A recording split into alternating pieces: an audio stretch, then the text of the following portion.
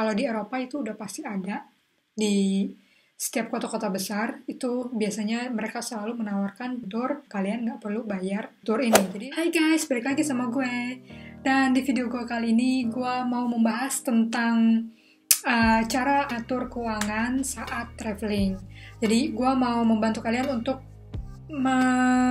budgeting atau merencanakan travel kalian. Bagaimana sih supaya kalian bisa travel lebih banyak dan lebih sering dengan budget yang minimalis. Oke, karena sering juga gue dapat kayak komentar gitu kalau gue lagi posting foto di sana sini, teman-teman gue pada bilang, Devi lo enak banget sering traveling. Mereka berpikir gue punya duit banyak. Jadi di sini gue mau membicarakan bagaimana sih cara gue mengatur keuangan saat traveling dan juga gimana supaya gue bisa traveling sesering mungkin dengan budget yang minimalis tapi hasilnya oke, gitu. Nah, langsung aja disimak tips gue kali ini. Apa aja sih itu? Nah, ini dia. Sebelum gue lanjut ke pembahasan gue, jangan lupa dicek playlist gue untuk video-video lainnya tentang traveling, tentang review makanan, hotel, hidup di Jerman, hidup di Perancis, dan segala macam tentang kehidupan di Eropa. Oke.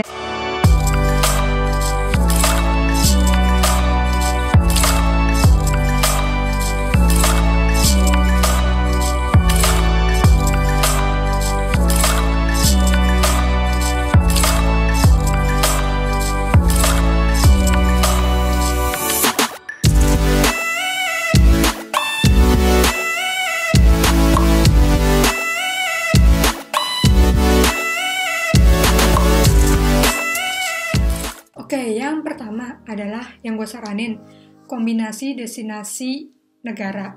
Atau mungkin bisa jadi kota gitu ya. Maksudnya, instead satu negara, mending ke 2 negara dalam sekali traveling. Atau mungkin lebih, kayak gue waktu itu pernah solo traveling sampai ke 5 negara. Ini memang benar-benar wow banget buat gue. Dan juga sekarang-sekarang ini karena gue juga kebetulan kerja, jadi gue nggak bisa ngambil cuti panjang gitu ya dalam waktu bersamaan gitu. Jadi mau nggak mau gue berpikir gimana caranya gue bisa ke banyak negara atau ke banyak tempat, kota gitu ya, tapi tidak memakan waktu yang lama. Kayak waktu itu gue juga pernah ke Austria, ke Vienna. Videonya udah gue upload ya, belum ya? Kayaknya belum ya. Gue belum sempet ngedit. Ini udah 2020. Ya ampun, itu 2019. Jadi kebetulan Vienna itu kan deket sama kota Bratislava yang notabene itu adalah Slovakia. Nah, jadi gue dan suami waktu itu memutuskan 1 hari tour ke sana. Jadi berangkat pagi-pagi terus pulang malam-malam atau sore kalau nggak salah. Jadi at least kita dapat 2 negara dalam 1 kali traveling gitu. Jadi benar-benar yang oke banget. Kayak waktu itu juga gue pernah ke Italia. Gue waktu itu pernah dari Milan terus gue langsung ke Roma. Nah, itu jadi 2 tempat lumayan menghemat banget daripada lu bolak-balik gitu ya. Karena ini nanti akan balik lagi ke transport pesawat lu atau mungkin bis lu ke sana gitu. Yang kedua adalah bandingkan harga transport ke negara tujuan. Dari pesawat, bis, atau mungkin BlaBlaCar kayak numpang sama orang gitu ya, atau kereta juga itu dibandingin harganya. Kalau gue ya balik lagi ya, karena gue kerja jadi gue gak bisa lama-lama. Memang kalau misalnya kalian pilih bis itu jauh lebih murah dibandingkan pesawat, tapi ya itu dia, karena jauh lebih murah makan waktu lebih lama. Karena gue kerja, gue gak bisa lama-lama travelingnya, makanya gue prefer pesawat. Nah, di pesawat ini juga biasanya gue akan benar-benar bandingin jam, dan biasanya di weekdays itu harga pesawat akan jauh lebih murah dibandingkan weekend. Dan juga kalau misalnya pada jam-jam tertentu, biasanya itu jam yang pagi banget atau yang malam banget itu jauh lebih murah. Kalau gue, saran gue, karena gue kan sekarang dari Hamburg ya, kalau dari Hamburg pagi buta gue gak masalah, karena itu dari sini gue udah tahu areanya gitu ya. Gue selalu berpikiran nanti nyampe di sananya itu harus siang. Jadi gue gak mau kalau udah sore, atau sore jam 4, jam 5 masih mending, tapi kalau udah jam 7, jam 8 itu gue nggak terlalu suka karena satu, ketika lu naik pesawat, lu membutuhkan waktu untuk turun dari pesawat, terus ngambil bagasi lu mungkin kalau lu ada bagasi, tapi gue seringnya sih backpack gitu ya. Lalu nanti belum lagi lu nyari bis atau nunggu bis atau mungkin pas ke negara yang nggak pakai euro, jadi gue harus tukar duit. Itu kadang nyarinya tuh nggak cepet gitu ya, karena bener-bener memakan waktu. Ketika lu nggak tahu areanya, itu lu akan membuang waktu sangat banyak untuk mencari. Jadi makanya kenapa gue selalu harganya lebih murah di pagi hari. Kalau untuk sana nggak masalah, yang penting gue nyampenya siang gitu. Tapi kalau baliknya, gue lebih prefer balik agak siangan dibanding pagi buta. Kayak waktu itu gue, contohnya, ini pengalaman gue, story time. Waktu itu kita dari Madeira, waktu itu kita lagi di Mallorca. Nah, di Mallorca ini kita kebetulan ngambil penerbangan untuk balik ke Hamburg itu pagi banget. Dan yang terjadi adalah kita harus booking bis privat. Bener-bener privat, dan bis itu cuman kita bertiga sama sopir. Dan itu bisnya bis gede banget, jadi kayak memang bis pariwisata gitu, yang di booking dari si hotel untuk untuk kita gitu. Dan tentunya ini akan jauh lebih mahal dibandingkan kalau kita cuma naik bis umum.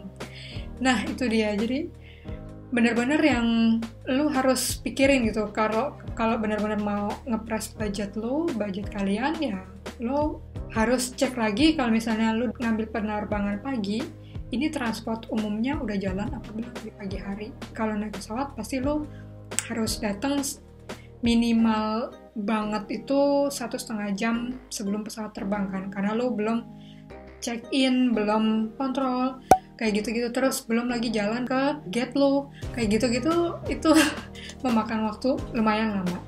Nah, yang ketiga adalah usahakan selalu beli online. Beli online di sini nggak cuman kayak tiket pesawat.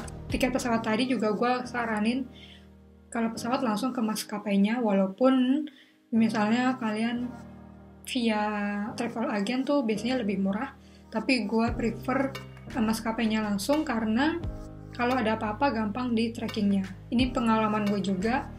Dulu kita ke Yunani, Greece, dan itu kita naik pesawat yang sama, cuman memang harus transit. Dan kebetulan kita booking dari agen, memang jatuhnya lebih murah, tapi ternyata bagasi kita itu tidak satu paket perjalanan. Case-nya itu waktu kita mau pulang. Ternyata pas pulang ini bagasinya itu nggak komplit satu paket gitu ya. Memang tertulis ada bagasi di situ, cuman ternyata bagasi kita itu dari Pulau Kreta ke Aten itu nggak termasuk. Jadi yang termasuk itu bagasi dari Aten ke Hamburg.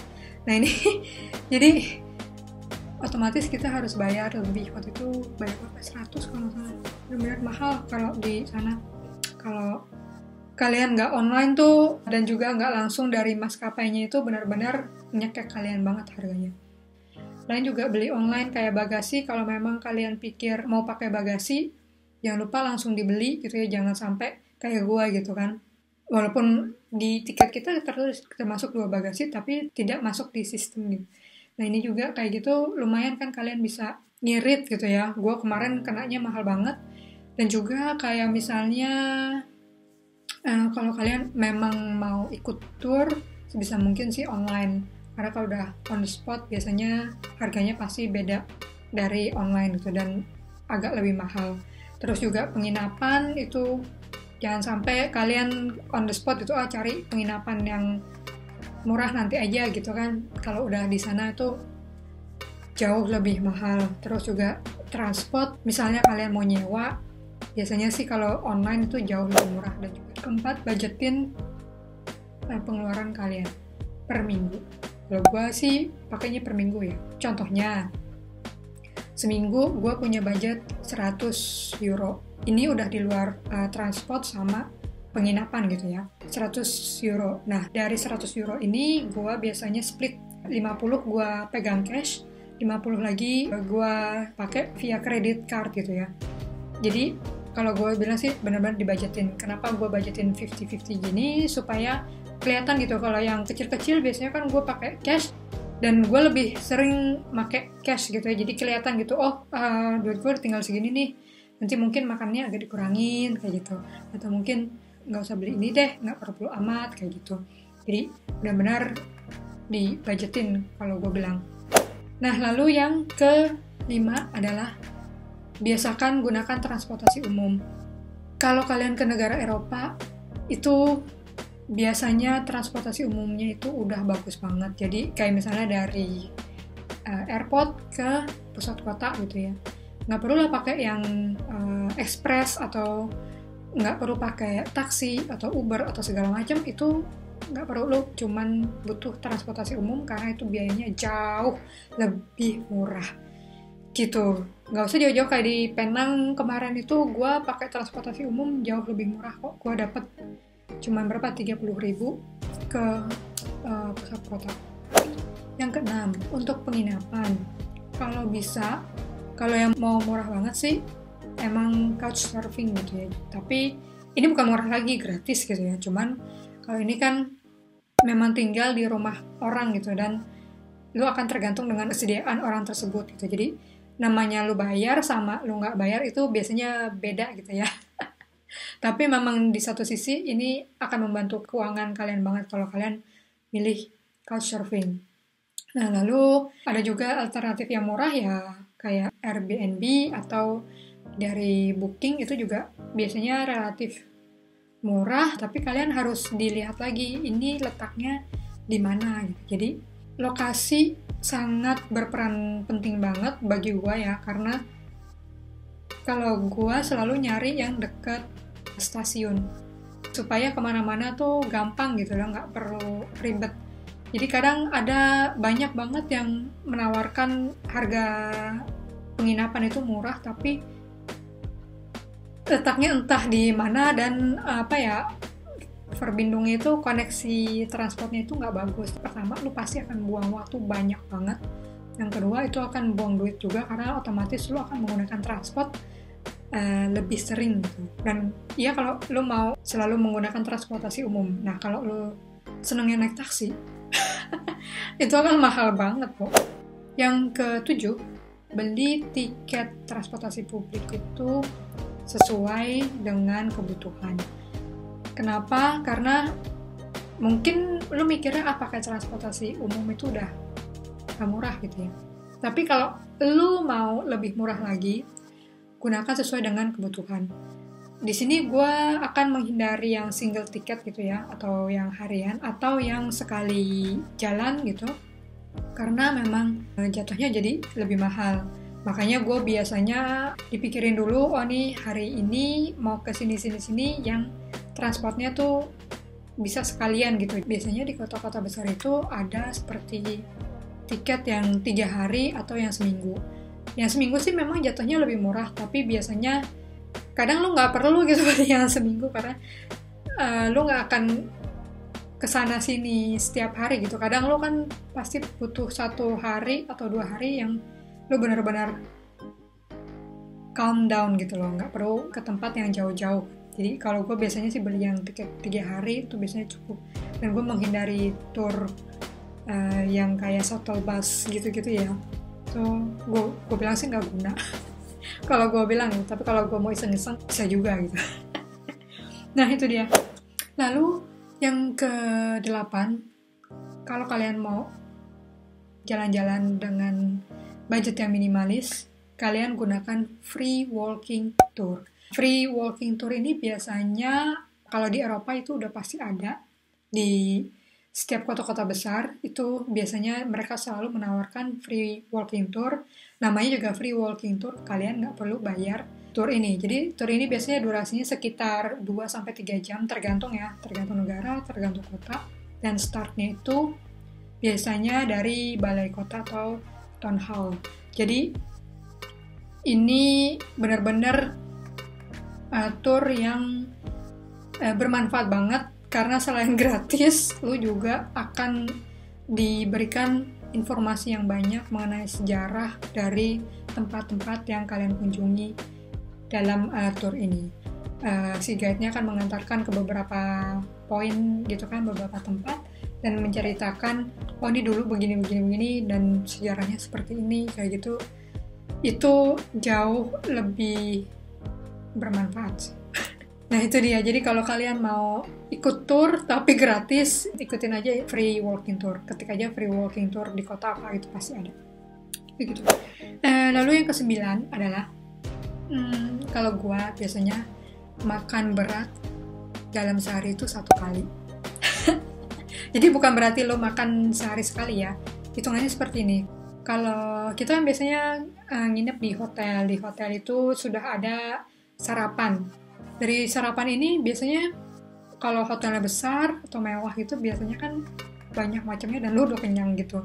Nah ketika jalan-jalan kita biasanya untuk makan siang nggak terlalu lapar gitu. Jadi biasanya kita akan makan yang cepet-cepet aja gitu. Ringan-ringan kayak misalnya sandwich, kayak roti tapi yang isinya daging atau yang kayak gitu-gitu. Jadi nggak perlu makan siang. Terus makan beratnya nanti kita lakukan pas makan malam. Ketika sore itu udah mulai lapar. Jadi kita sekalian chill out, cari restoran yang bagus dan sekalian makan berat. Nah ini akan berperan penting banget dalam mengontrol budget kalian dalam traveling gitu ya. Atau sebaliknya, kalian makan siang yang besar dan nanti makan malamnya sedikit kayak gitu. Makan siang biasanya kalau di Eropa banyak restoran yang menawarkan menu makan siang gitu. Nah ini biasanya menu makan siang ini harganya akan jauh lebih murah. Biasanya menu makan siang tuh ada jam-jamnya ya. Biasanya sekitar jam 12 sampai jam 3 atau jam 4 gitu. Jadi benar-benar dimanfaatkan, dan gue atau kita berdua kadang-kadang suka kayak gitu. Makan berat 1 kali dalam sehari itu bagi kita udah oke banget. Nah, itu dia. Nah, lalu yang ke-10, kalau gue saranin bagi kalian yang dari Indonesia gitu kan, biasanya kalau ke suatu negara pengen beli souvenir yang banyak. Beli souvenir ini jangan lupa dibandingin dulu harga souvenir dari tempat yang satu ke tempat yang lain. Jadi jangan langsung beli ketika kalian baru lihat, oh gila ini bagus banget nih, lucu banget, terus langsung beli. Karena apa? Biasanya souvenir seperti ini tuh akan banyak banget dan harganya tuh relatif bervariasi gitu. Jadi karena memang itu yang setelah gue lihat-lihat banyak banget seperti itu. Jadi souvenir kayak gini kok di toko yang tadi harganya 5 euro, di sini cuma 4 euro. Kalau lo beli 5 itu udah lumayan, 20 ya kan, 20 euro kayak gitu-gitu. Jadi benar-benar yang kalian banding-bandingin harga. Oke, lalu yang terakhir, ini bonus sih sebenarnya, tapi lumayan penting juga bagi gua, adalah bawa botol minum sendiri. Nah, botol minum sendiri ini kalau di Eropa atau Eropa Barat pastinya biasanya kita gampang banget menemukan refill water gitu ya, dari tap water gitu. Jadi kalian bisa di tempat-tempat wisata itu biasanya ada kayak tempat tersendiri untuk nge-refill botol kalian. Nah ini benar-benar akan ngirit banget budget kalian, karena di sini biasanya kalau kalian beli minum terus langsung buang gitu ya, sebotol aja tuh bisa minimal €1. Terus kalian minum, beli botol sehari minimal 2 misalnya, minimal itu kalau cuma minimal, belum 3 kalau misalnya kalian lagi capek banget atau lagi panas banget seharian keliling, itu kan pasti kalian butuh lebih banyak minuman. Nah kayak gitu, jadi benar-benar minimal €1, €2 itu udah pasti keluar dari kantong kalian, apalagi kalau kalian belinya pas di tempat turis itu biasanya jauh lebih mahal gitu kan. Nah itu dia guys, tadi tips gua cara atur keuangan ala gua saat traveling. Semoga info tadi itu bermanfaat buat kalian. Jangan lupa dicek juga video gua yang lainnya tentang scam, tentang traveling, tips traveling lainnya. Dan sampai ketemu lagi di video gua selanjutnya. Bye-bye.